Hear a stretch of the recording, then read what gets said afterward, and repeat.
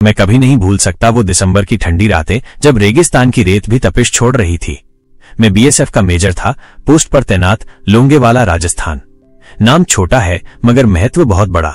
सरहद का वो कोना जहां से अगर दुश्मन गुजर जाता तो हमारे पूरे पश्चिमी मोर्चे के लिए खतरा बन जाता। उस दिन आसमान एकदम साफ था। चांदनी में रेगिस्तान चांदी की तरह चमक रहा था। हमारे पास गिनती के ही जवान थे और हथियार भी बहुत साधारण। बस एक पोस्ट, कुछ मशीन गने और कुछ पुराने मोर्टार। ऊपर से आदेश आया था, अगर दुश्मन बड़ा हमला करे तो पोस्ट खाली कर देनी है। पर मैं जानता था सरहद खाली नहीं छोड़ी जाती। ये कोई जमीन का टुकड़ा नहीं, ये माँ का आंचल है। दिन में चारों ओर अजीब सी खामोशी थी, जैसे कोई तूफान आने वाला हो। जवान भी ये महसूस कर रहे थे। सबके चेहरों पर मुस्कान थी मगर आंखों में सवाल। तभी मैंने सबको बुलाया। रेत पर बैठकर मैंने कहा, हो सकता है आज रात हम पर हमला हो सकता है हम सुबह तक जिंदा न रहें, लेकिन जब तक सांस चलेगी ये तिरंगा यहाँ लहराएगा। जो डरता है वो घर चला जाए, जो लड़ेगा वो मेरे साथ रहे। किसी ने एक कदम पीछे नहीं लिया। धर्मवीर ने हंसते हुए कहा, साहब घर जाने का मौका तो शादी में भी मिलेगा, अभी तो गोली चलाने का वक्त है। सब हंस पड़े। उस हंसी में भी एक अजीब सन्नाटा था, जैसे सब जानते हो कि शायद ये उनकी आखिरी हंसी हो। शाम ढल रही थी। दूर पाकिस्तानी सीमा पर हलचल साफ दिख रही थी। धूल के गुबार उठ रहे थे, टैंकों की परछाइयां दिख रही थीं। हमें पता चल गया था हमला तय है। मैंने रेडियो से मदद मांगी। ऊपर से जवाब आया, रात को वायुसेना नहीं उड़ सकती, सुबह देखेंगे। मैंने रेडियो नीचे रख दिया। मेरे जवानों की तरफ देखा, सब चुप थे। किसी ने कुछ नहीं कहा मगर उनके चेहरे बोल रहे थे, साहब आदेश दीजिए। रात के अंधेरे में मोर्चा संभालते हुए हर जवान ने अपने दिल की बातें चुपचाप रेत को सौंप दी। कोई अपनी माँ को याद कर रहा था, कोई पत्नी को, कोई उस बच्चे को जिसने अभी बोलना भी नहीं सीखा। मगर सबकी आंखों में एक ही वादा था, ये सरहद पार नहीं होगी। करीब आधी रात को हमें टैंकों की आवाज सुनाई दी। धरती कांप रही थी। दूर से आती गड़गड़ाहट जैसे मौत का पैगाम हो। हमारी पोस्ट की रेत हिल रही थी। दुश्मन बख्तरबंद गाड़ियां और टैंक लेकर आ रहा था, सैकड़ों की तादाद में, और हम थे सिर्फ 100 के करीब जवान। लेकिन उस रात डर नहीं था। जैसे रेत भी कह रही हो, डटे रहो। मैंने वायरलेस पर आखिरी संदेश दिया, हम अपनी जगह पर हैं, पीछे नहीं हटेंगे। गोलियों की पहली बौछार आई। आसमान में आग की लकीरें खिंच गईं। हमारे जवानों ने मोर्चा संभाला और गोलियां दागनी शुरू कर दी।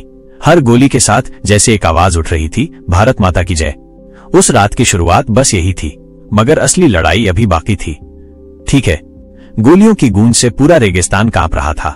रात के अंधेरे में सिर्फ धधकते विस्फोटों की चमक दिखती थी, जैसे धरती पर टूटते सितारे। हमारी छोटी सी पोस्ट पर गिनती के हथियार थे और सामने दुश्मन के टैंक थे, भारी, गड़गड़ाते हुए। हर टैंक की आवाज जैसे मौत की दस्तक हो, लेकिन हमारे जवानों के चेहरों पर अजीब सी जिद थी। धर्मवीर ने हंसते हुए कहा, साहब गिनती के टैंक हैं या शादी का बैंड? चलिए देखते हैं कौन कौन आता है हमारे सामने। उसके इस मजाक ने सबके दिलों में हौसला भर दिया। हम सब जानते थे ये जंग सिर्फ गोलियों की नहीं, इरादों की भी थी।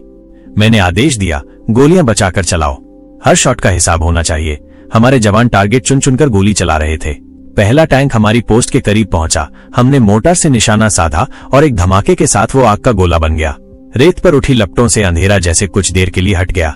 उस पल लगा कि जीत हमारी हो सकती है, लेकिन दुश्मन की भीड़ बढ़ती ही जा रही थी। उनके टैंक चारों ओर से हमें घेरने की कोशिश कर रहे थे। हमने वायरलेस पर फिर संदेश भेजा, तुरंत हवाई मदद चाहिए। मगर जवाब वही था, रात को वायुसेना नहीं उड़ सकती, सुबह तक टिके रहो। सुबह तक टिके रहना इतने कम हथियारों के साथ, ये एक चुनौती नहीं, आत्म बलिदान का आदेश था। मैंने जवानों की तरफ देखा, कोई पीछे हटने की बात नहीं कर रहा था। सबके चेहरे पर वही दृढ़ता थी। तभी अचानक भारी गोलीबारी में हमारे एक जवान को सीने में गोली लगी। उसने गिरते गिरते कहा, साहब तिरंगा गिरने मत देना, और उसकी सांस थम गई। वो आवाज मेरे कानों में आज तक गूंजती है। उस पल मुझे समझ आ गया कि ये जंग अब जिंदगी मौत से भी बड़ी हो गई है। ये सम्मान की जंग है। मैंने जवानों से कहा, याद रखो, अगर हम सुबह तक डटे रहे तो ये पोस्ट अमर हो जाएगी, और अगर गिर गए तो नाम भी अमर होगा। हमने हर दिशा में मोर्चा बना लिया। गोलियों की गड़गड़ाहट, मोर्टार के धमाके और रेत में उठता धुआं, ऐसा लग रहा था जैसे पूरा रेगिस्तान जाग उठा हो। हर धमाके के बीच मुझे अपने जवानों की आवाजें सुनाई देती, भारत माता की जय। ये आवाजें रात के अंधेरे को चीरती हुई आकाश तक पहुंच रही थीं। एक टैंक हमारी पोस्ट के बिल्कुल पास आ गया। धर्मवीर और भीम सिंह ने दौड़कर उस पर रॉकेट दागा। धमाके से टैंक चिथड़े चिथड़े हो गया, मगर उसी धुएं में भीम सिंह गिर पड़े। उनके कंधे पर गोलियों की बौछार पड़ी थी। खून रेत में समा रहा था, मगर वो मुस्कुराए और बोले, साहब एक और टैंक कम हुआ, और उनकी आंखें बंद हो गईं। रात गहराती जा रही थी। गोलियों की आवाज के बीच समय का अंदाजा ही नहीं हो रहा था। हम बस लड़ रहे थे, हर सांस के साथ, हर फायरिंग के साथ, जैसे हमारी रूह और मजबूत हो रही थी। करीब 3 बजे के आसपास गोला बारूद भी कम होने लगा। हमने मशीन गनों की जगह राइफलें उठाई। हर जवान ने कहा, साहब आखिरी गोली हम अपने लिए बचाएंगे, पोस्ट नहीं छोड़ेंगे। उस वक्त मेरे सीने में गर्व और डर दोनों साथ थे। गर्व कि ये मेरे साथी हैं, और डर कि शायद सुबह का सूरज हम ना देख पाएं। लेकिन भाग्य भी बहादुरों के साथ होता है। दूर से आसमान में हल्की रोशनी दिखने लगी। पहली किरण के साथ ही हमें उम्मीद जगी, शायद वायुसेना अब आए। और तभी हमें आकाश में हमारे विमान की आवाज सुनाई दी। सुबह की पहली रोशनी के साथ जब भारतीय लड़ाकू विमान गरजते हुए आए, दुश्मन की टैंक पंक्तियों में भगदड़ मच गई। पायलटों ने सटीक बमबारी की और वो टैंक जिनसे हमें डराया जा रहा था, रेगिस्तान की रेत में कब्र बन गए। लेकिन उस सुबह हमने अपने कई साथियों को खो दिया था। उनके शरीर रेत में शांत लेटे थे, पर चेहरों पर मुस्कान थी, जैसे कह रहे हो, साहब हमने कहा था ना, पोस्ट नहीं गिरने देंगे। ठीक है, सुबह हो चुकी थी, लेकिन उस सुबह का सूरज लाल था, खून के रंग में डूबा हुआ। जब लड़ाई की आखिरी गूंज थमी तो सन्नाटा छा गया। बस रेत पर बिखरे हमारे वीरों के शरीर थे और बारूदी धुएं की गंध। मैंने चारों ओर देखा, जहां कल रात आवाजें थीं, हंसी थी, गोलियों की तड़तड़ाहट थी, आज बस खामोशी थी। मेरे साथी जमीन पर लेटे थे, पर उनके चेहरे अब भी चमक रहे थे, जैसे वो नींद में हो और किसी ने उनसे कहा हो, आराम करो जवान, फर्ज निभ गया। भारतीय वायुसेना ने पूरी सीमा को सुरक्षित कर दिया था। दुश्मन पीछे हट चुका था, लेकिन हमारे दिलों में खुशी नहीं थी, बस एक भारी सी चुप्पी थी। जीत हमारी थी, मगर किस कीमत पर? धर्मवीर का शरीर वहीं पड़ा था, हाथ अब भी राइफल पर था। भीम सिंह का चेहरा अब भी मुस्कुरा रहा था, जैसे वो कहना चाह रहे हो, देखा साहब, हम जीत गए। हर साथी को स्ट्रेचर पर उठाते हुए ऐसा लग रहा था जैसे मेरी अपनी आत्मा का हिस्सा जा रहा हो। जब गांव के लोग दौड़कर पोस्ट तक आए, उन्होंने हमें गले लगाया। किसी ने तिरंगे को चूमा, किसी ने हमारे शहीदों के पैर। और मैं सोच रहा था, ये वही लोग हैं जिनकी रक्षा के लिए हमने सारी रात मौत से लड़ाई की। इनकी आंखों में आंसू हैं, मगर ये आंसू गर्व के हैं। शाम तक सेना की गाड़ियां आईं, शहीदों के पार्थिव शरीर लाए गए, पूरे सम्मान के साथ तिरंगे में लिपटे हुए। बैंड बज रहा था, वही धुन जो हमेशा विदाई के वक्त दिल तोड़ देती है। लोग फूल बरसा रहे थे, बच्चे सलाम कर रहे थे, और माताएं, वो तो बस चुप थीं। मुझे याद है, एक माँ आई। उसका बेटा वही जवान था जिसने जाते जाते कहा था, साहब तिरंगा गिरने मत देना। मैंने उसकी माँ के कदमों में सिर झुका दिया। उसने बस इतना कहा, साहब मेरा बेटा मरकर भी जिंदा है, जब तक ये झंडा लहराता रहेगा।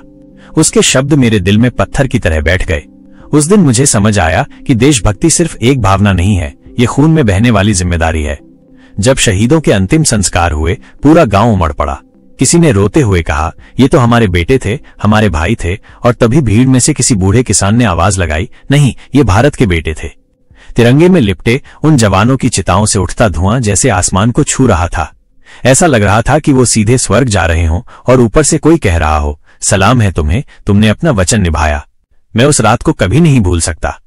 जब भी हवा में तिरंगा लहराता है, जब भी दूर कहीं सेना का बैंड सुनाई देता है, मुझे अपने सभी साथी याद आते हैं। उनकी मुस्कान, उनकी जिद, उनका वो नारा, भारत माता की जय। आज भी जब कोई मुझसे पूछता है, क्या उस रात डर लगा था, तो मैं कहता हूं, हाँ डर लगा था, लेकिन मौत से नहीं, इस बात से कि कहीं हमारा तिरंगा झुक न जाए।